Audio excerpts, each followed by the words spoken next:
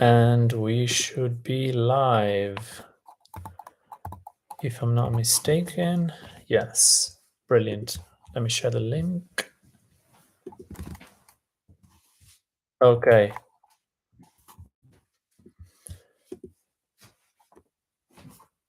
Hello, everyone. Welcome to the session, usual weekly Italian mastery session. What do we do in these sessions? We basically come up with examples, questions, doubts, stories, and people usually share with me those things in the chat, and I go through it. I review everything. I'm an Italian native speaker. I'm a coach. I've been doing this for as long as I can remember, and I claim to have a pretty good understanding of language learning when it comes to Italian specifically. So if you have any questions with regard to learning Italian, this is a good platform. This is a good place. And you should tune in 2 p.m. GMT every Sunday. All right. Romina, nice. How are you? I am very good, thanks. How are you? I've been traveling, but I'm very good, very good. Arturo, ciao Claudio, ciao Arturo, come stai? Romina is fine, good. Romina, can you speak Italian? This is a generic question. It's not a. I don't want to push anyone to speak Italian if they don't want to, or speak in English if they don't want to. You can use what's more convenient or easy for you. Arturo, sto bene, grazie. Bene, bene, bene. Arturo, hai qualche esempio? Hai incontrato qualche caso particolare? Qualcosa da discutere? Something to discuss? Romina, no, I'm from Bangladesh. Oh, wow, Bangladesh. Okay, I had a classmate at uni from the same country. I've never visited, but I might in the future. Brilliant. Romina, you can't speak Italian, so are you a complete beginner, or are you interested in Italian, or are you learning? You're not learning. Thank you.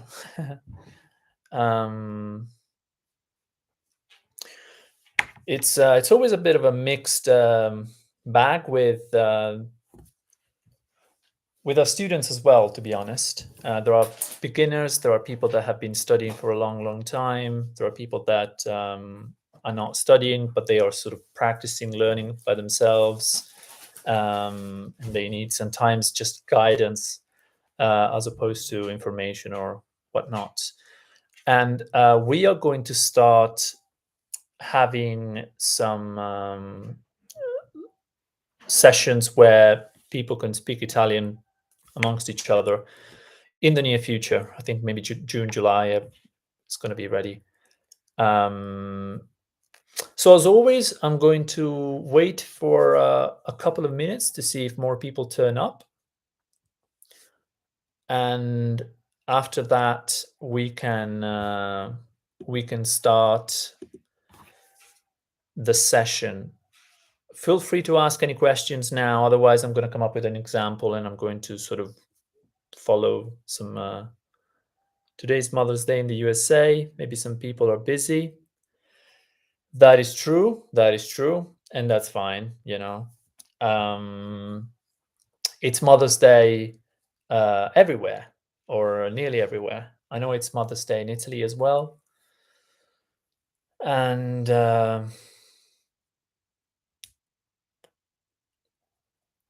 yeah, so I'll wait for another minute if anybody has questions. If not, I'm gonna start bothering you with examples. Can you guys hear me and see me okay?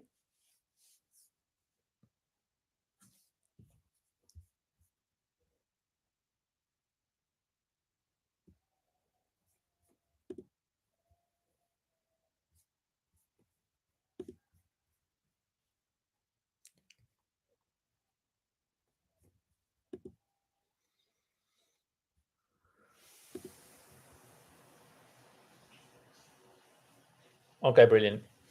So enough waiting. You guys can see me and hear me correctly. So let's start playing around with a few things. One of the easiest things to learn is, and also one of the most useful things to learn, is directions. Giving directions or asking for directions. For example, turn left. I also wrote it in the chat, but everything I write in the chat, I also say out loud. Turn left. Does anyone know how to say that in Italian? We're going to start with simple examples, and then we're going to build something a little bit more complex, something that you might hear in the real, in real life, even though turn left is good enough. Vai a sinistra, Arturo. Fantastic. So that's good. It means go left. You turn left. Yes. So it doesn't matter if it's an order or if it's the present simple. It's the same, right? In this case, vai a sinistra. Vai a sinistra is go left. Go left that way. Or you could use the verb to turn, and to turn is girare. Girare. Girare is very useful, very handy, because it also means to just run around in a circle, to go around. It's also used in by native speakers to mean something a lot more generic than just turning. It means to wander around. For example, andiamo a fare 2 giri in centro. Andiamo, we go. To, literally to make a couple of turns in the city center, right, in town. But obviously that doesn't mean that we're going to go to town and then we're going to count how many turns we make. Like, it doesn't make any sense, right? So the meaning is we go and maybe do some shopping, just walk around. Girare. Giriamo qui in centro per un po'. Poi andiamo a cena. For example, somebody might ask you, okay, now that you're in Milan or now that you're in Rome, what are you doing? What do you want to do? What's your plan? Giriamo qui in centro. So here in the center, in town, giriamo. So we just go around a little bit. We take a look around. We take a look around. Per un po', for a bit. Poi, then, we go for dinner. Andiamo a cena. We go for dinner. So, excellent. Girare is a very useful verb. So literally turn left. Gira a sinistra. Gira, first person. Second person, singular. Gira a sinistra. Right. Gira a sinistra.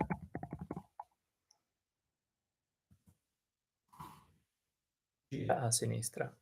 This is the second person singular, so you, if I am giving an order, right?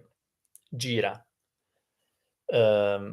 Otherwise, in the present simple, if I were to describe something, so you turn left and then do something else, then I would say tu giri a sinistra, right? So here there is a difference, for example, between the two modes, the two moods, verbal moods or verbal modes.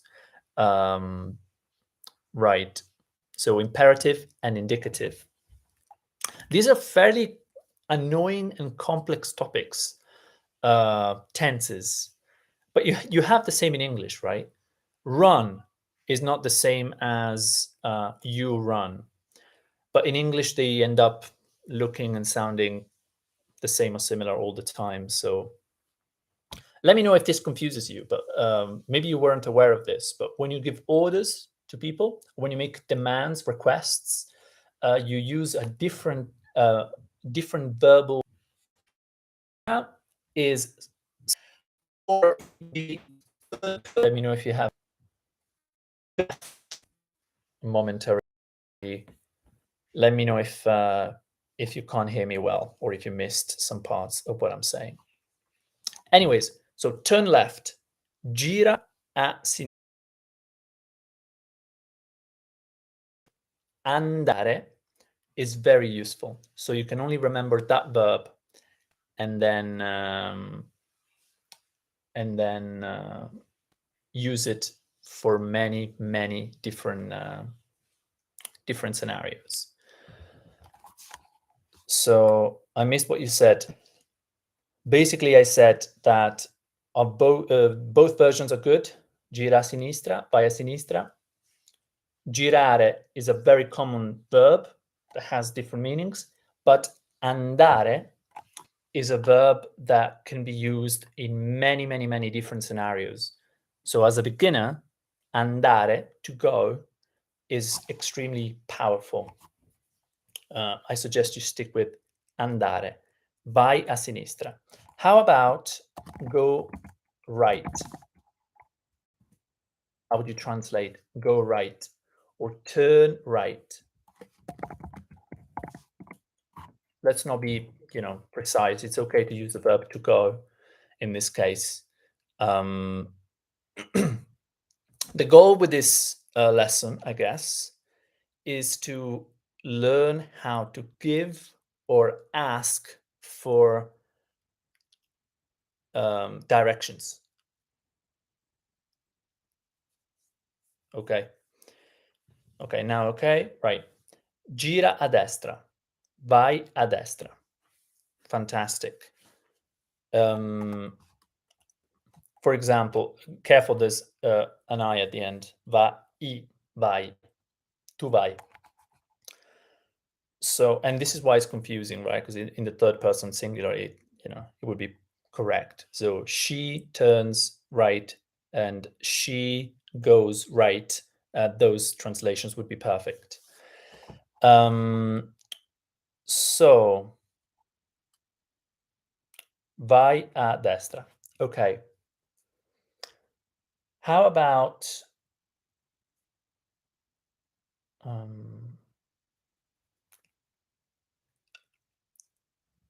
go past the bridge?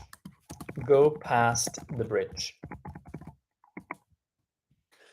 Imagine that I'm giving you a sequence of directions in Italian. I'm telling you, turn right, then go past the bridge.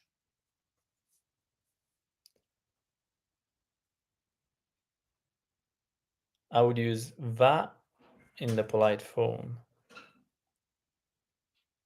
Oh, okay. So the question, would I use va in the polite form? No. Interesting. Why not? Va. Give me the exact example. Would it be like va a destra? So go right.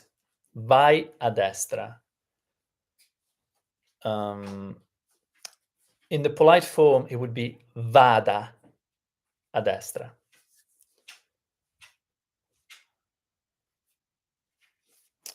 But why? Because the third person singular would be va.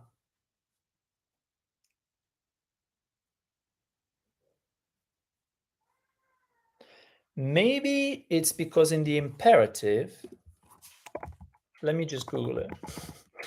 In the imperative, imperativo, andare. Let's take a look at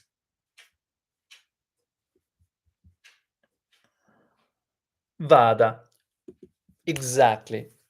So we're dealing with the fact that if you look at the so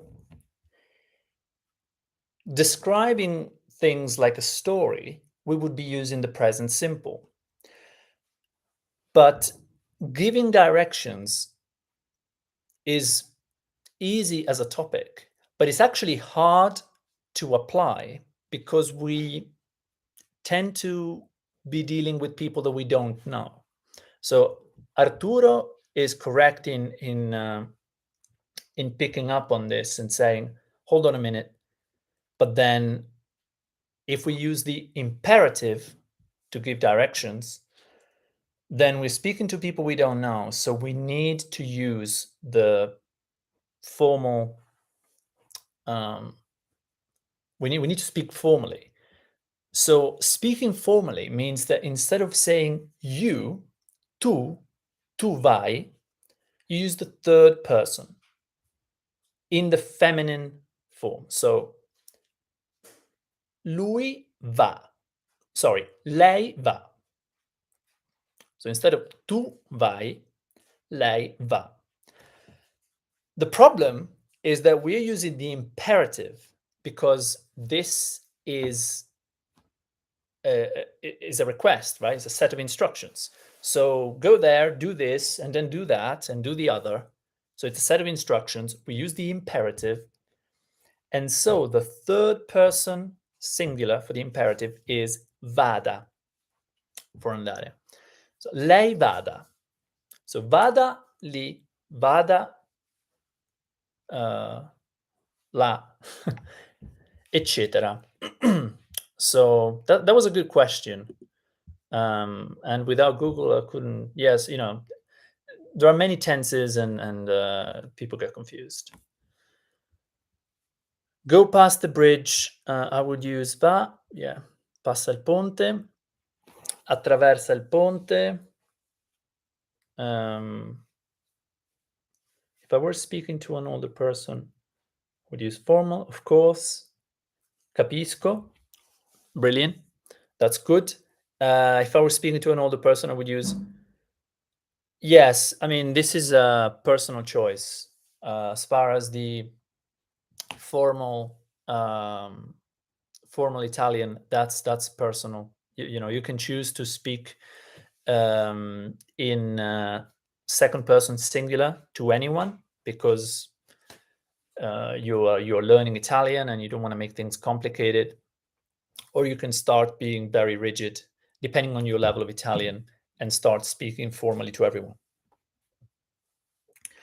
And that means speaking formally to anyone you don't know. Unless it's a child, I would probably use the third person, the formal way. But that, again, you will find some Italians that don't use it or don't use it as often.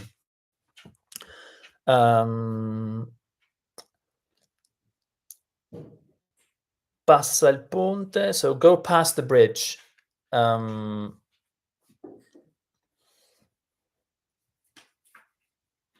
So go past the bridge, it can be translated in many different ways. So if we wanted to be formal, we would say, as we said, vada a destra. But let's forget about formality in this video because it makes things just a lot more complicated, as we've just explored. So let's just stick with second person singular, tu. Io, tu. Tu vai a destra. So, for example, it's you giving information to some people, to someone that's asking, or you've asked for information and someone is speaking to you. Vai, and that person is rude. So, vai a destra. And by the way, if an Italian native speaker understood clearly that you are a foreigner or that you're struggling with it, with speaking Italian or understanding Italian, they would probably speak to you in second person singular. They would drop the formality. So vai a destra, and we then can say passa, passare is very useful. Passare. Passare is used for many things in Italian, so it's a very useful verb. It means to go through, it means to pass, it means to hand something. So the conjugation of passare, which I think is completely irregular, is very, very useful. Passa, so passa tu, vai a destra, passa sotto il ponte, passa sotto il ponte, passa il ponte. It depends on the context, right? If I say passa sotto il ponte, it means there's going to be a bridge, so go through the bridge. Passa il ponte, if there is a bridge and you're on it, then it means, go past it, go through. Wait until you reach that point, and then that's it. Then there's another series of instructions, for example, could be given. So gira a destra, passa il ponte, or passa sotto il ponte.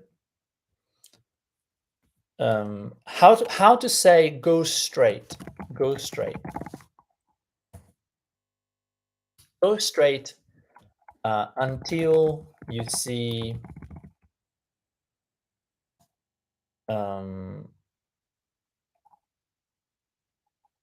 a big house. I'm trying to use words that are meaningful and useful. So I would like you to translate in Italian the following set of instructions. Oh, actually, just this. Go straight until you see a big house. Later we can do a more complex example. For now, let's just focus on one thing at a time. Go straight until you see a big house. We've already seen go, andare, to go. And if I'm speaking to you, if I'm speaking to someone or someone is speaking to you, they will say vai. That's the second person singular, or second person plural. Maybe it's you and your wife, you and your husband, you and a friend, or a group of people. And someone could say andate, because that's the second person plural. You all, plural, go. Andate, and then the word straight. Andate dritto.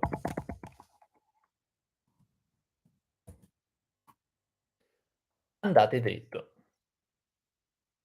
O andate dritti.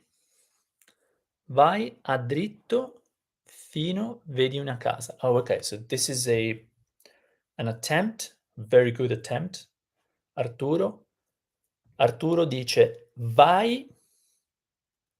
So vai, he chose the second person singular, so speaking to one person. Vai, go. Dritto, we don't need a. Vai dritto. Fino, it's brilliant. Fino is until. Vai fino alle case. Vai a dritto. Okay, I'm just gonna continue with the previous one. So, vai dritto fino. So until you see a big house. You see a big house is tu vedi una casa grande. We have the second part of the sentence done. You see a big house. Vedi, vedere. To see. Una casa. Una casa means house. You should know this. Una is the indefinite article, feminine. Again, super easy. Grande. The reason why the adjective goes after the noun, usually, is just because that's the common trend in Italian. And grande is a particular adjective. Some adjectives in Italian don't change their ending based on the gender of the word they are with.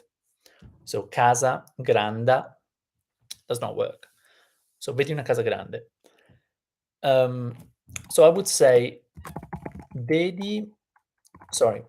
vai dritto fino a che non vedi una casa grande.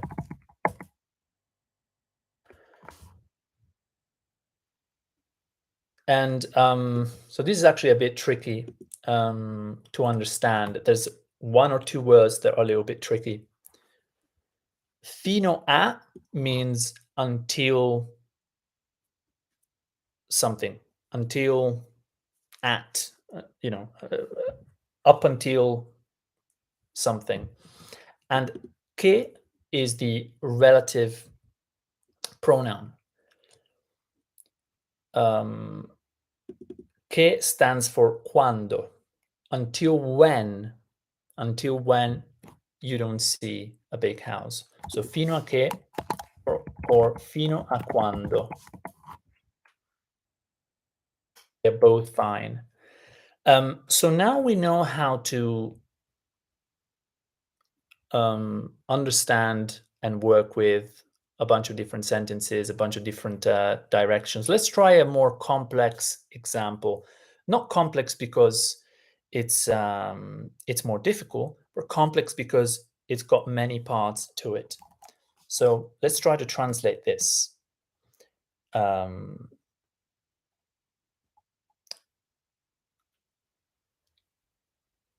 Go. Well, go straight for 3 miles, then turn right, then turn right again, and go straight until you pass the bridge, the big bridge. Right, so this is a more complete exercise that sort of covers what we've covered so far. So try and do your best. You don't have to do it right. You just need to think a little bit about the words we've been using, and if there's something you don't know, it doesn't matter. I'm going to restart in 30 seconds.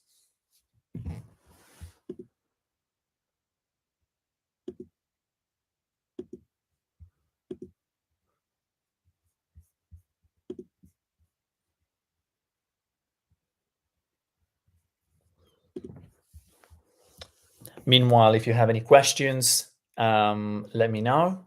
And if you don't have any questions, then don't forget to hit the like button so more people can see this. Otherwise, feel free to write down your attempt here in the chats.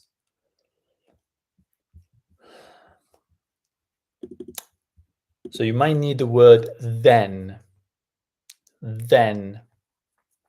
It's a very useful word, right? If you were to, for example, speak to people about a story, what happened to you, you will need the word then. So I did this, then something happened, then. In Italian, then is poi. Very, very easy word, poi. Ho fatto questo, poi. Ho fatto quello, poi. Lei mi ha detto, poi. Poi, poi è finito. Um, okay, we have one attempt. Arturo, vai dritto per 3 chilometri. Okay, this is really good. Kilometri, I can't remember how to spell it in Italian, but I remember how to spell it in general, actually.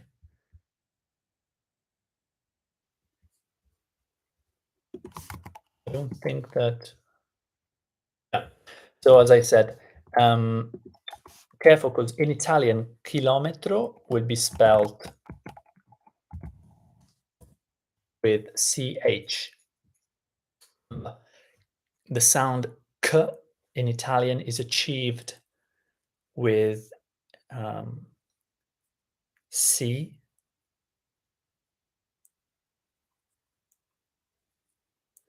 Exactly. Guardo Masteri, poi imparo italiano.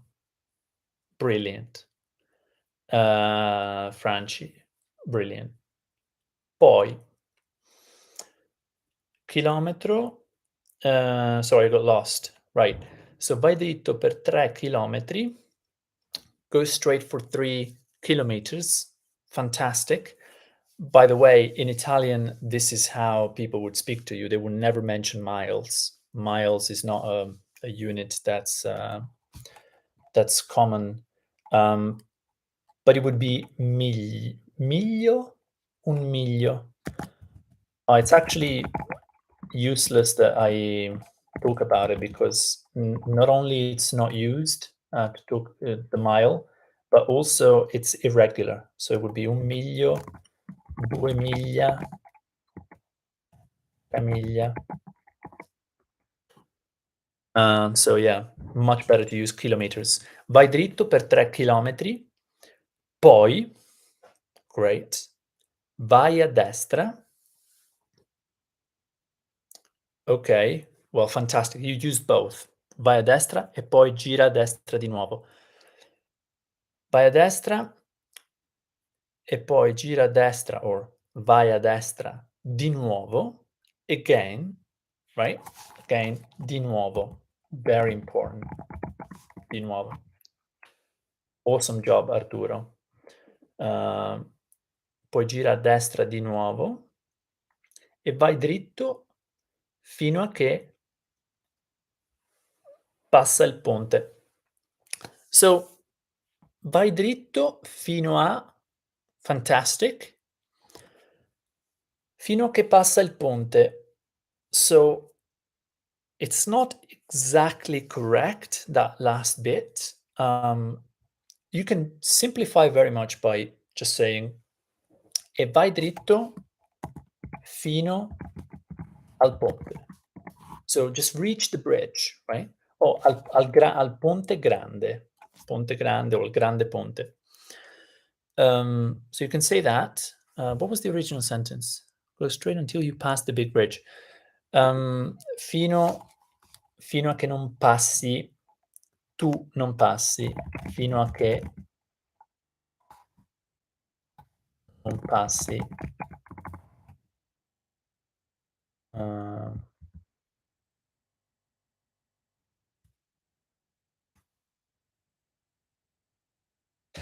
Forget about it, fino al ponte.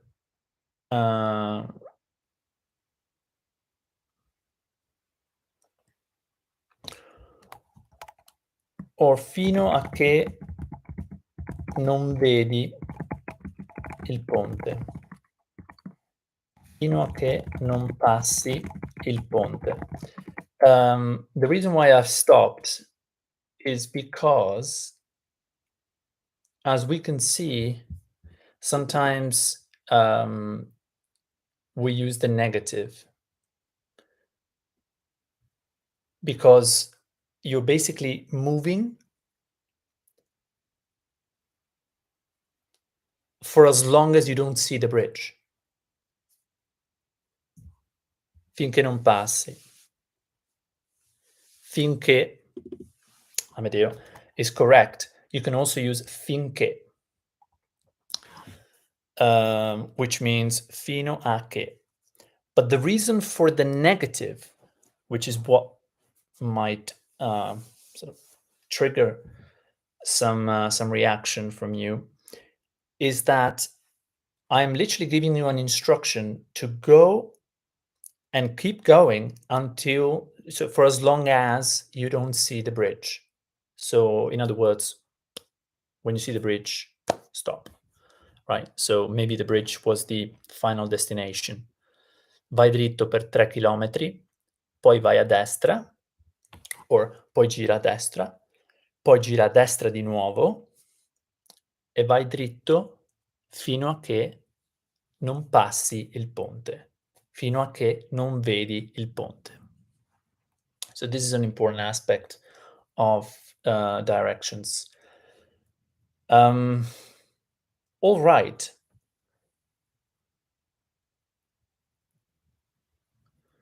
Yeah, using the negative is a little confusing. Yeah, it is confusing. It's just what people would say. You can correct them though. If they use the negative, you can just ask them why they're using the negative. Um, that might spark a very good conversation. Right. But yeah, especially in a context where you're trying to get information or someone is trying to give you information as fast as possible, respecting each other's time, people tend to speak very simply, right? So gira, gira fino al ponte, so until the bridge. So feel free to simplify. And this is something that you have to do for, for your own sake in general as you learn. Select the stuff that is relevant to you and neglect the rest. So I might talk about this and that, and if that helps you or if that keeps you interested, that's good. But always trying to remember what's essential. So the words that are essential that we looked at: poi, fino a, di nuovo. These are super useful phrases and words. Questa lezione era fantastica. Grazie. Mi piace che ti sia piaciuta. It's often a little bit strange to read or hear imperfetto or passato remoto, because the past simple in Italian is not very commonly used. Typically, it's the present perfect. So something you could say is questa lezione è stata fantastica. I would expect comments like that. And not just because of the content, but because of the tense that's chosen. So an Italian would be very lazy and would always choose the present perfect, unless there's a huge reason why not to, right? We talked about this many, many times. 7 years ago, I have done something. Not I did, I have done. So Italians tend to overuse the present perfect, and that's something to keep in mind. Grazie Arturo. Thank you, everyone. I think we've gone on for over 40 minutes. The way to ask for if you want to ask for direction, you can say posso chiedere un'indicazione. Posso chiedere un'indicazione. Can I ask for some information, some advice? And that's it. If you don't have any more questions, guys, I have enjoyed this session with you. It was a little bit more difficult than I expected it to be. This is because I purposely try to come up with the examples as I go, because I don't want this to be a lesson. I want this to be very close, if not identical to real life scenarios. So even if we focus on easy words or useful words, that doesn't mean that people speak differently. People speak exactly how we've just seen in the examples. I'm not gonna, pretend that things are different than they are. And yeah, if you don't have any more questions, I would close it for now. Don't forget to hit the like button, and I will see you guys next week. Sam, grazie, arrivederci. Amedeo, thanks for everything. See you next week. Grazie a te, Sam. Grazie, Amedeo. Grazie, Arturo. Grazie a tutti. Oggi poche persone. Oggi c'erano poche persone, ma pochi ma buoni. That's an Italian phrase. Because of Mother's Day. Happy Mother's Day to everyone, and God bless. I don't think we have any more questions. No. Grazie a tutti, ciao a tutti, buona serata, buona domenica e ci vediamo la prossima settimana.